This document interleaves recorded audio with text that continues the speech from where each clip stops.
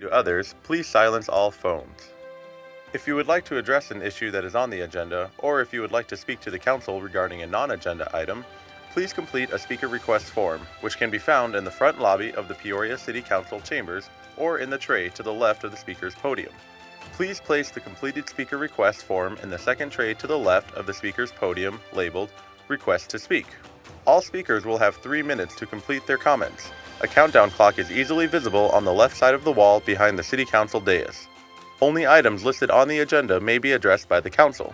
Since items presented as part of a speaker's request have not been listed on the agenda, and due to the requirements of open meeting laws, the Council will be unable to respond to items presented as part of the speaker's request. However, please be aware that your comments will be noted. The speaker's name will be called to speak at the appropriate time, in the order that the forms were received. Thank you for your interest and participation in the Peoria City Council meeting.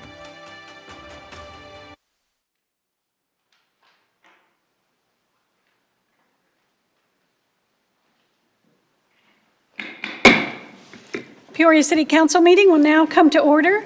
Please rise for a moment of quiet reflection and the Pledge of Allegiance led by Councilmember Finn.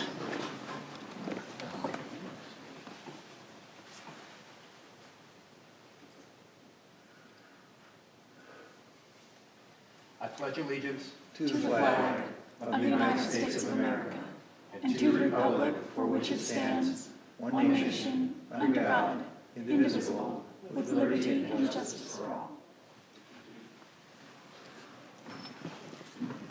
Thank you. The clerk will please call the roll. Mayor Carlett. Here. Vice Mayor Edwards. Sorry. Councilmember Finn. Here. Councilmember Binsbacher. Here. Councilmember Patena. Here. Councilmember Hunt. Here. And Councilmember Dunn. Here. Good evening and welcome to the Peoria City Council meeting of June 1st, 2021. We will begin this evening with a presentation, and for this I will turn it over to Councilmember Finn, the chair of the Council Subcommittee for Boards and Commissions. Thank you, Mayor. If everyone would please turn their attention to the screen for a short video. Different boards and commissions, ranging from arts and culture to economic development to planning and zoning. They're made up of residents and business leaders who bring a wealth of personal and professional experience and who generously volunteer their time, energy, and wisdom to our community. These members meet on a regular basis, deliberating and collaborating on various projects and issues of importance for the benefit of all Peoria residents. In the past few years, they have had a direct role in influencing meaningful projects like the Veterans Memorial expansion, multiple public art installations, accessible park amenities, and our Youth Advisory Board even collaborated with the State Attorney General's office to team up in the fight against tobacco sales to minors. As we welcome new volunteers into this exceptional group of people, I want you to know how much we appreciate your willingness to share your time and expertise with our city. On behalf of the City of Peoria and the Peoria City Council, I want to express our gratitude and appreciation. Your service makes a difference. It's an honor to have you working alongside us as we shape our finest future. The following newly appointed board members have accepted their certificates of appointment by sending in a picture of themselves holding their certificates to be shown in a PowerPoint presentation. So if we can pull that up for us.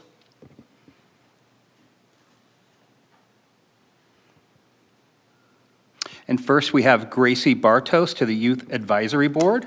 Round of applause for Gracie. Next we have Micah Dyer, also to the Youth Advisory Board. Next we have Arusha Parikh to the Youth Advisory Board. And last we have Anna Shrivastava. I think I said that correctly. So thank you all for your interest in being in the Youth Advisory Board, and welcome to the team. Congratulations to all of our new members. That's really exciting.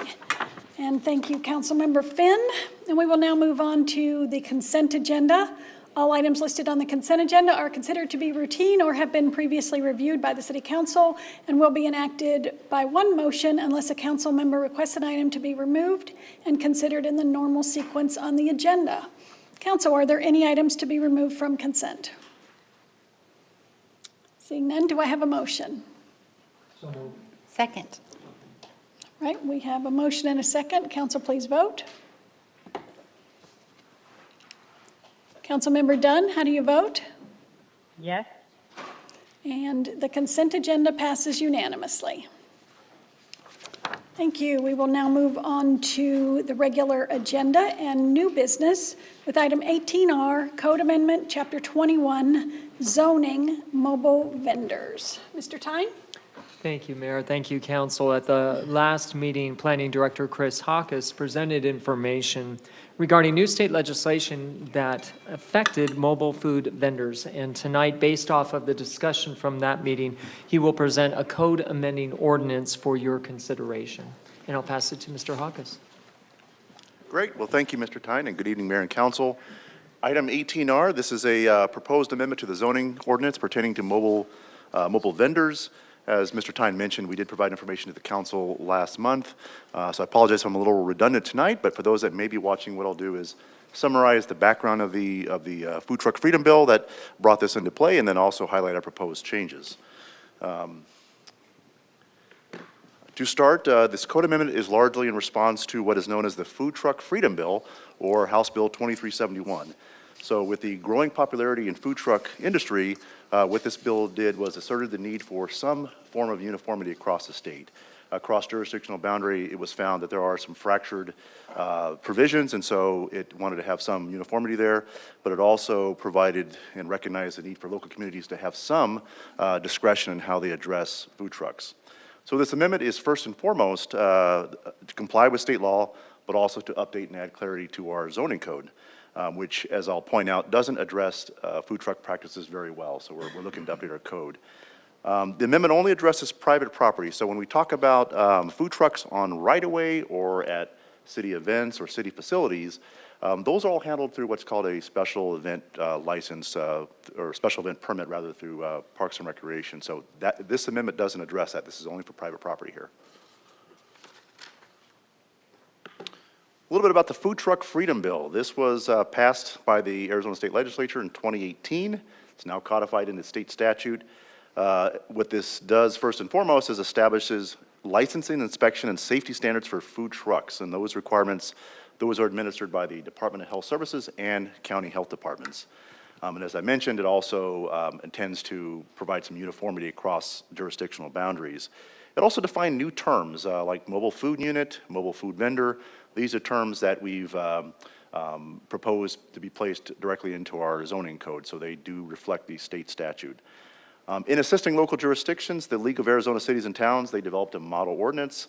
In that endeavor, they received input from the National League of Cities, the National Food Truck Association, and they also met with local vendors. So as we went through the ordinance, we did indeed adopt and propose several provisions that are from the model ordinance, rather.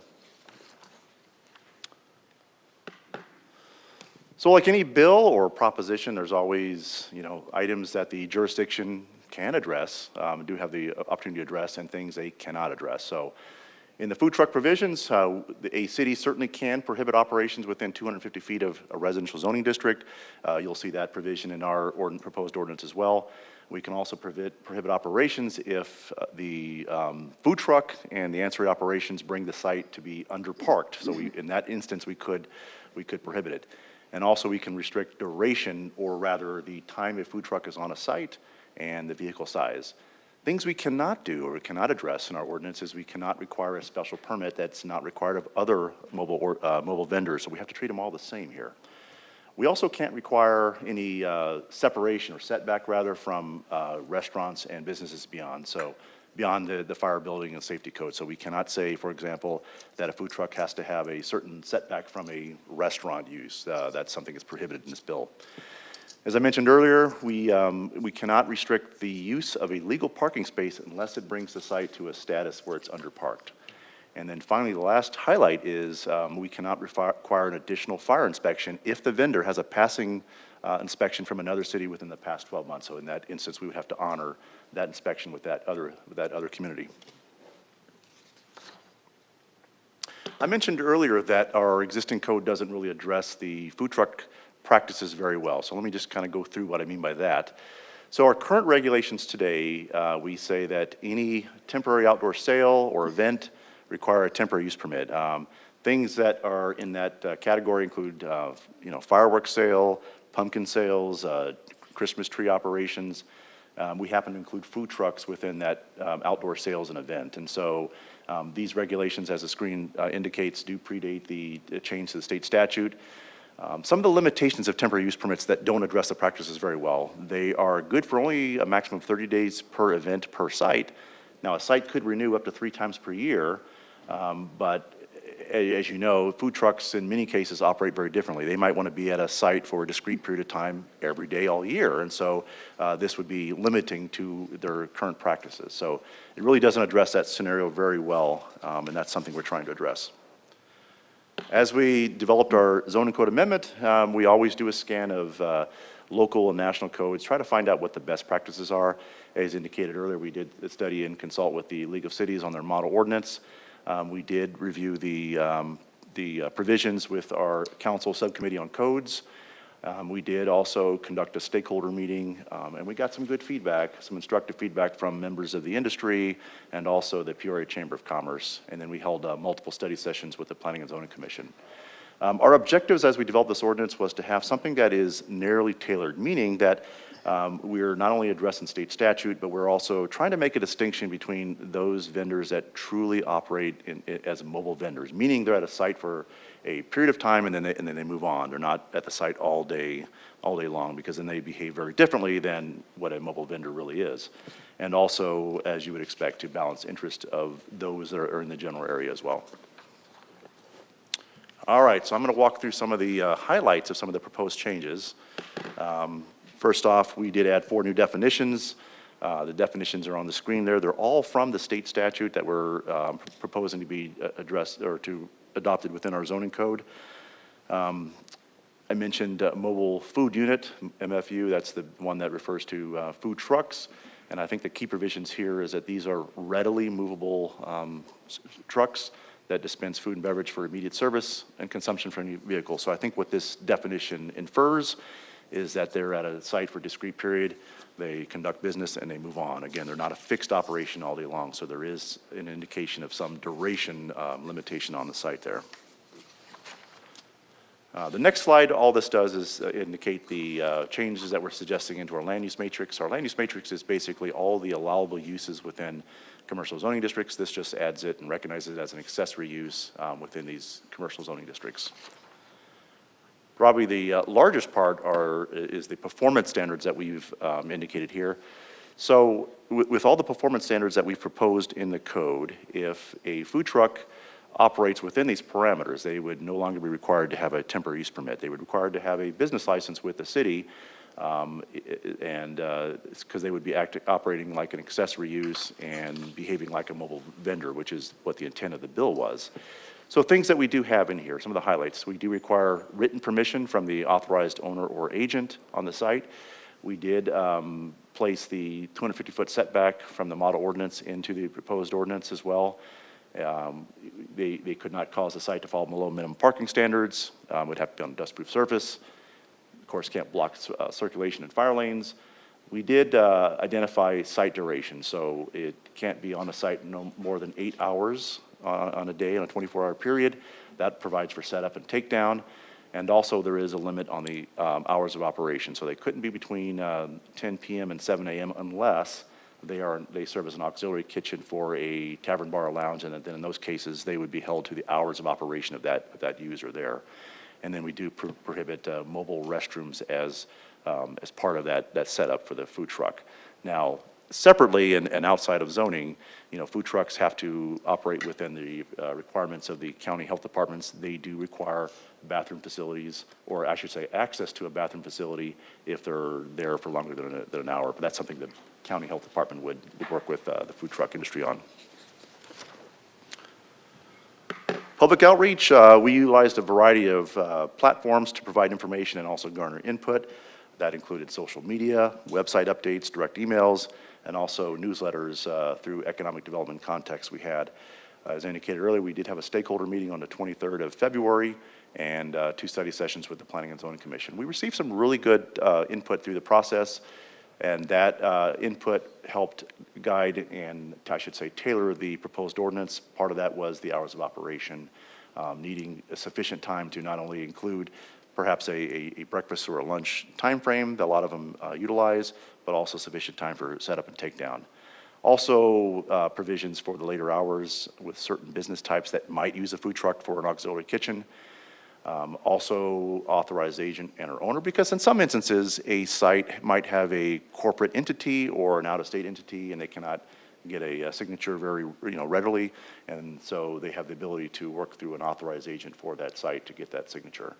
And then an earlier version of our ordinance, we did have the orientation of service window, and I think through discussion determined that it really wasn't a substantive part of the ordinance, and so there was no prohibition on the service window facing the street, and in many cases they don't. The Planning and Zoning Commission had a public hearing on May 6th. We didn't have any speakers in support or opposition. And after the 2 study sessions they had and deliberation at this meeting, they did vote to recommend approval with a 6-0 vote. The findings in this amendment is that it in fact complies with the new bill, the Food Truck Freedom Bill. We believe it provides enhanced clarity and uniformity of our code and properly addresses the practices of mobile vendors. We also think it provides reasonable protections for those surrounding businesses and residential lots in the area. So, Mayor and Council, with that, the recommendation is that you accept the Planning and Zoning Commission recommendation and adopt the ordinance thereto. And with that, I can answer any questions you may have. Thank you. Council, are there any questions for Mr. Hawkes? Councilmember Patena? Thank you, Mayor. Chris, a quick question. So I noticed that for food trucks, there's a 250-foot setback from any residential zone lot. Is there ever a time when the city could remove that restriction or waive that restriction? Mayor, Councilmember Patena, we certainly could. I mean, it would be through a subsequent amendment to the zoning code. And so the way we've structured that provision is that it's a 250-foot setback from when I say residential lot, we're talking about single family, because we understand that in many cases you might have a multifamily or mixed use that's in close proximity to a commercial corner where there might be food trucks operating. So really it's from single family zoning districts. Yep. Councilmember Hunt? Actually, my question was the same. So if, in a lot of communities, the HOA runs a park that's just for the residents there. What if they wanted to have a food truck for an event there? There would be houses literally right across the street, most likely.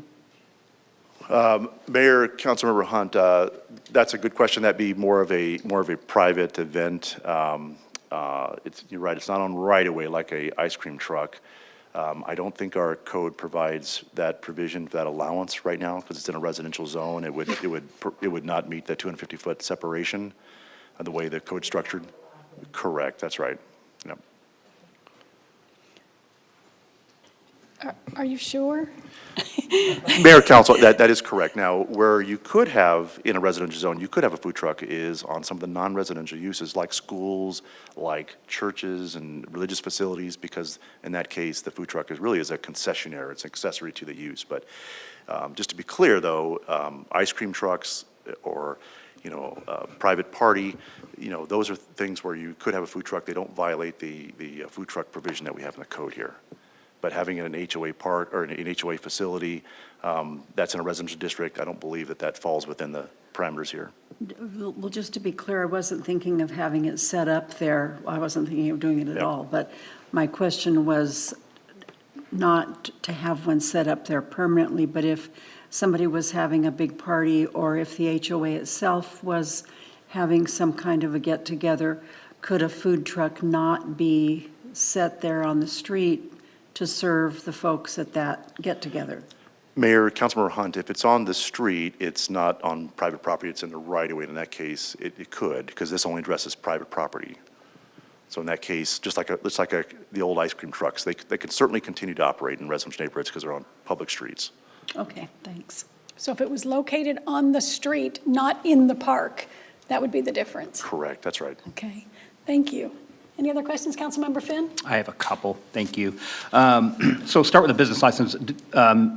A mobile truck that was registered in Phoenix, a business address in Phoenix, they come into Peoria, they need a business license for Peoria, correct?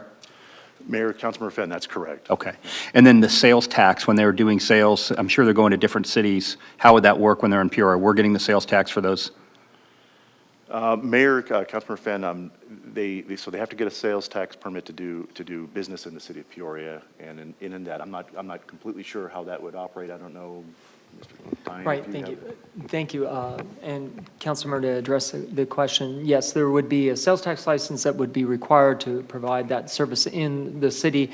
And then to ensure compliance with that, we have both the city of Peoria, and then we work in conjunction with the Arizona Department of Revenue to ensure that that sales tax is collected. That is one of those challenges. I think this is one of those industries where it is difficult to always monitor that. But recognizing the awareness of this issue, this is something that we'll try to get ahead of. Okay, I appreciate it. Thank you. That's all I have. Thank you. Anyone else? All right. There being no more discussion, council, do I have a motion? Second. We have a motion and a second. Please vote on item 18R.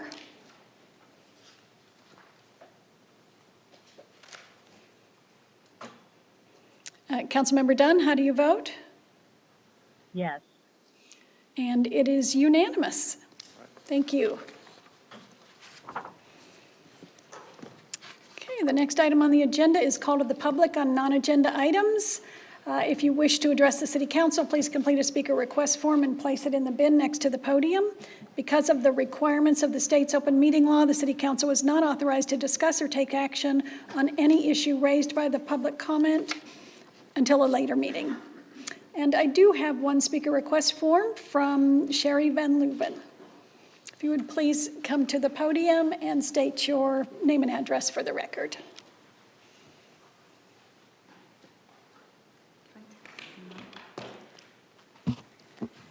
Hi, my name is Charlene. Sherry, as they call me, Van Leuven.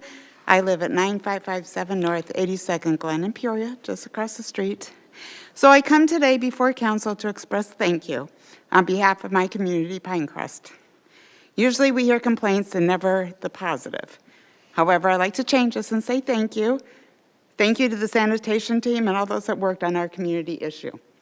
In our community, we have many challenges, one of which is parking, still working on that one, and the other one was garbage cans. Long story short, over the years I've called sanitation numerous times to have abandoned, unclaimed cans removed that were left on the street, laying down, and just all over the place. So Gloria and I believe, become fast friends, because I've called numerous times. I personally was told we could mark the cans with our addresses, while others were told no, the cans were city property and we couldn't mark them, so we were in a dilemma. I did everything I could to get the cans marked, canvassed our neighborhoods to get them identified, and didn't get it done. I requested an appointment with a supervisor from the department. However, an email was received shortly thereafter from a resident just letting them have it. So the city called our community and we had a lengthy Zoom meeting. I walked the community, placed notices on the garage doors, but due to medical issues that halted. There were some glitches along the way, but nothing that could have halted it. I had community members stating that they didn't know what we were doing, even though I posted on Nextdoor numerous times, every day, what was going on. So tonight, I personally want to thank Alan and his team for creating an intuitive plan, delivering and executing while completing this task ahead of the timeline they projected. No one anymore can say that this is not their can and it's not their responsibility, and they have no clue anymore. So for this, thank you, Alan, thank you to the team, and thank you, council. Thank you very much for your comments. It was very kind of you to take the time to come down here. And I'm sure that everyone appreciates it in that department. Okay, we will now move on to reports from the city manager. Mr. Tyne. Great, thank you, Mayor and Council, and just 3 items to go through tonight. First, I'd ask that our Fire Chief, Bobby Reese, come up. He'll be presenting a video and introducing the department's most newly acquired important safety tool and important technology piece. So I'll pass it to Chief Reese. Thank you, Mr. Tyne. Mayor and Council, it gives me great honor to present to you tonight a solution we came up with after an event that we had at the Macon site in Surprise, which was a battery energy storage site. And out of it, during the event, there was an explosion, and 4 of our members got severely injured for quite a while. And so we got our heads together and tried to figure out how can we make this safer in the future where we don't have to send in one of our members with meters and try to get any kind of sense of what we had inside the structure. And so we looked at different technologies, and drones didn't work because of the downdraft that they have and would then, disable our meters essentially. And so we looked at bomb squads. They have a robot that they send in, and they usually either blow up the bomb or take it out of there. And so that was something that looked very feasible to us. And so we applied for a grant and received a grant from the Tohono O'odham Nation. And then we found out that the technology that we're looking for didn't exist. So we worked with a manufacturer that was willing to customize one of these robots, and that would give us all the bells and whistles that we needed on this machine that you'll see. And we came up with it, and so it was about a 9-month process to design it, to get it done, to get the kinks out, and then train our folks in it. So it's in place. It is available to our partners in the automatic aid system so that we won't have anybody hurt in the future within the whole system. So with that, let me introduce to you Ned. Ned. In 2019, an explosion at an industrial battery storage facility injured 4 Peoria firefighters. Following the explosion, the Peoria Fire Medical Department sought funding for more advanced equipment for its hazardous materials team. The department was awarded a grant from the Tohono O'odham Nation to purchase a robot for use in extremely hazardous environments. The department was able to acquire a Super Droid HD2S Mastiff. The robot is one of the most advanced robots of its kind in the world. Imagine for a moment a suspicious package full of an unknown powder was delivered to a mailroom. The robot has an arm delicate enough to grab that envelope and remove it to a safe location where the powder could be analyzed. What if a truck was parked on the side of a road and had buckets of unknown chemicals on board? The robot is strong enough to lift them and bring them to waiting hazardous materials technicians. The HD2S Mastiff can also be used to open doors to rooms which may contain extreme hazards like the one faced in 2018. The new robot is also equipped with, among other features, 3 stationary cameras and 1 pan-tilt zoom camera, all-terrain treads, and a multi-ray tox-array meter, which can monitor for hydrogen sulfide, oxygen, carbon monoxide, lower explosive limits, and radiation. The robot allows hazardous materials technicians to analyze readings from the meter at a distance, decreasing danger for both firefighters and the public. The robot has been put into service on Peoria Fire Medical Hazmat 193 and is now available to serve not only Peoria, but our neighbors in the Phoenix Regional Automatic Aid System. The Peoria Fire Medical Department is proud to be, once again, at the forefront of innovation in the fire service, and is grateful to our neighbors, the Tohono O'odham Nation, for their generosity in helping us to continue to serve with strength, honor, and compassion.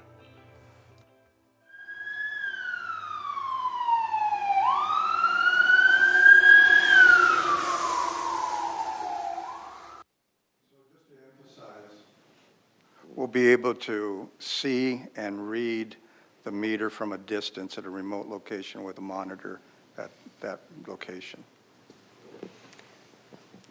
What a great video. I love your video. And his name is Ned? Ned. Councilmember Patena, did you want to say something? I have a question. Chief Reese, so would this robot, if it would have been available during that explosion where 4 of our firefighters were injured, would it have been able to prevent that from happening? I believe so. We would have been able to get the readings and know that there was some explosive readings and that they were either going up or down from a distance.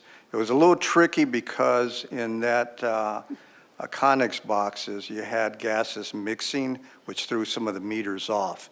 And so hopefully the meters on this being down and lower, we can use a wand or whatever we can run the robot in there and take readings and then just keep running them in there until we feel extremely comfortable that it's done. Chief, I know that these battery storage facilities are becoming more and more common. And, you know, we have more solar, we need to have more battery storage, so we can see the necessity of it and the pressure that utility companies are under to go to more sustainable practices. So I know that there is one coming at 75th Avenue at the SRP substation. And when I talked to you about it, you said that the city of Peoria was taking the lead on training at this facility. Can you tell me a little bit about that? Absolutely. SRP has kind of been in the forefront of reaching out and partnering with the various departments and looking at different solutions and asking the departments, you know, what do we need? And so we started those conversations early on. They have a Tesla facility going in. The technology is getting better in that they're outside cabinets. Don't have an interior to them. They're cooled. They have their own cooling system. And this particular system has igniters. So the first whiff of any kind of explosive gas is that it will have this igniter that will ignite the gases and burn them off so that you don't have the buildup of gases and explosive.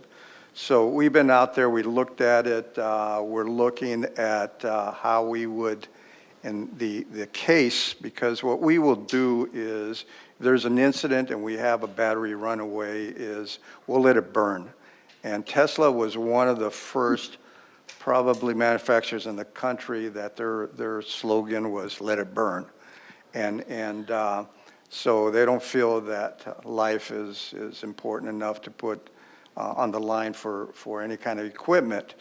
But the curveball is always if during a maintenance of the system that a technician goes down because there is something wrong with the battery and it gives off a toxic poisonous gas and goes unconscious, now we have a rescue situation. So that's always a curveball in the system. And so we've been working through that as to what we would do and how we would get an individual out and also protect with water, with our big stand guns and that put out, you know, tons of water. And working with surrounding cities and the different various fire departments that will probably respond and work out those kinks and also educate everyone as to the specific technology that they have. So they've been very forthcoming and we're continuing the training. That is really good news. It's a great improvement. So two great things. Your new guy, Ned, who probably works pretty cheap now that he's on board, right? Past that initial, all right, how much did he cost? Can you tell me? What's that? How much was your grant to buy Ned? It was in the vicinity of around 90,000. 90,000. So they're not cheap. Yeah. But they're expandable. Well, so we're really happy to welcome Ned to the city of Peoria. And I'm really pleased to know that the technology is improving in those battery storage facilities. What happened to our firefighters in 2018 should just never, ever, ever be allowed to happen again. So thank you for taking the lead on that training and for making sure that as many precautions as are available are being put in place and that everybody knows about them. So thanks on two fronts. Really appreciate all the things that you do to protect our firefighters. Thank you, Mayor, Council. Thank you. Great, thank you. And while we have Chief down there, I think a great point that you bring out, Council, and that is that this fire and medical department doesn't just respond to these adverse conditions, but actually prepares for them. And the examples here in the energy storage facility industry are perfect to see how quickly we respond to the changing conditions. Another way that we deal with preparation, of course, is in the ensure that we have the best policies and protocols that are consistent with best practices across the country. This department has been going through that, and Chief Reese wanted to provide an update to that. Oh, great. So for the last 5 years, we've been working on our third process of accreditation. During this last one, we lost our accreditation manager throughout kind of halfway through the process to another city that I won't mention their name, but their initial is Surprise, Arizona. However, we had Chief Gary Bernard, which I like to bring up, that stepped up to the plate, and I didn't have to even hurt him to do it, but has done a tremendous job over the last 2 years in assembling it, putting it together, and with the help of senior staff, which have joined the team and under the leadership of Chief Bernard. And I'd like to introduce them and have them stand up as I call their names. Chief Billy Morris, Chief Rob Brewster, Chief Saul Salinas, and Hunter Clare that isn't here, but those were the most active members in this process. And again, I want to give credit where credit is due, is Gary led it and got us across the finish line, and we were able to get an 11-0 unanimous vote from the commission. So we are accredited, and the plaque's in the mail, so I can't show it off. Sure. Questions? Congratulations, big congratulations. How long did the process take? I was on it for about 3.5 years.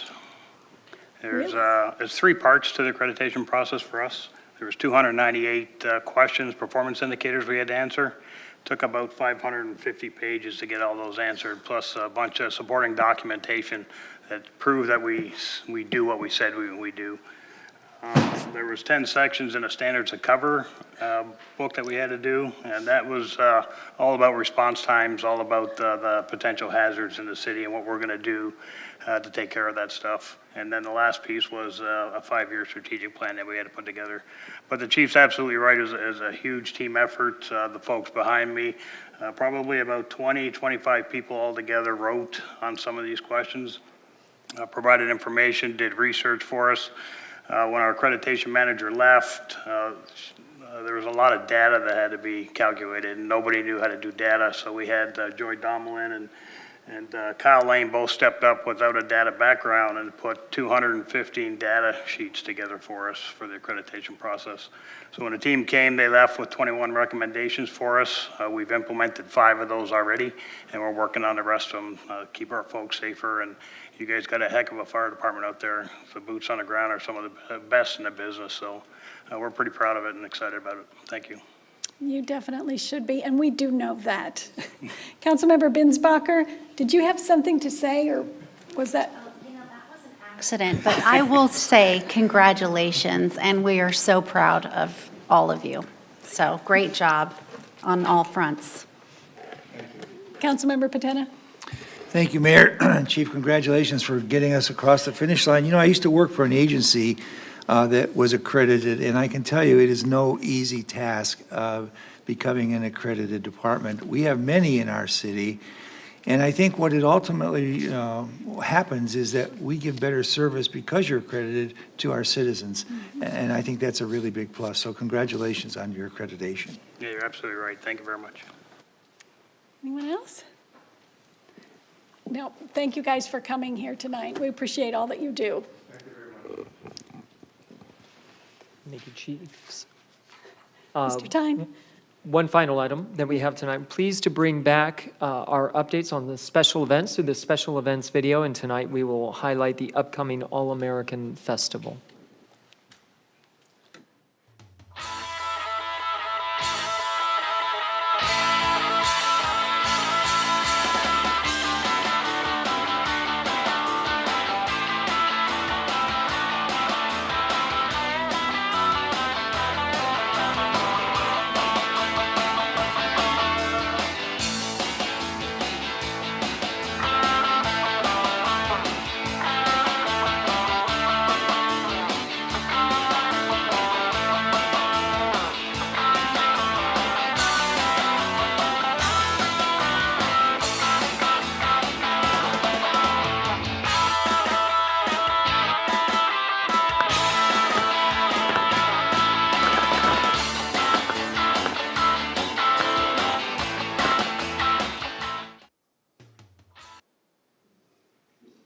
I always see it more than once.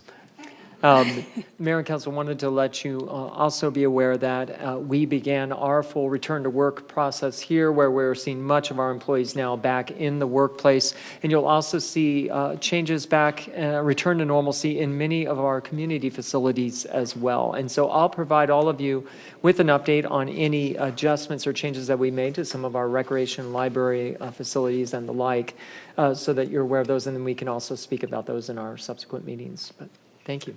Thank you. It's so refreshing to see that we're going to have events again. It's been a long time.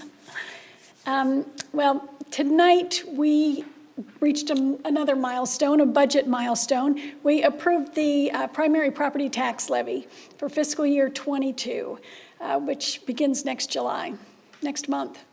So the property tax in Peoria has not increased since 1998. And in fact, it has decreased. In 2009, it went from $1.49 to $1.44, and it has remained that to this point.